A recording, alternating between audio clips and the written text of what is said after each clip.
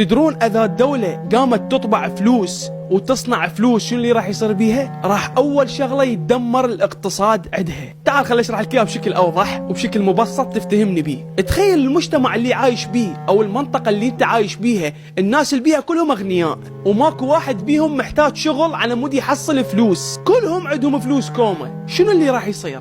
اللي راح يصير تتوقف الحياة. اذا ما حد محتاج شغل معناها ماكو خباز راح يشتغل يبيع خبز، معناها بعد ما حد يشتغل تاكسي ويوصلني من مكان لمكان، معناها ماكو مصانع يشتغلون بيها عمال، معناها ماكو ناس تصنع ملابس، معناها ماكو عمال، بسبب انه كل البشر صاروا اغنياء وكل دولة قامت تطبع الفلوس. قاعد تتخيل يعني لو لا؟ الله خلقنا طبقات وهذا الشيء صالحنا، ما يصير نصير كلنا اغنياء ولا يصير نصير كلنا فقراء، فكنا مسوين حلقة واحد يكمل الثاني، وهذا الشيء حكمة من رب العالمين. والله أعلم إذا تتوقعون أنه بالمستقبل ممكن تنقرض الفلوس وتكون أكو وسيلة دفع ثانية تختلف عن الفلوس. تتوقعون بالمستقبل راح تلغي الفلوس لو تبقى؟ اكتبوا لي بالتعليقات.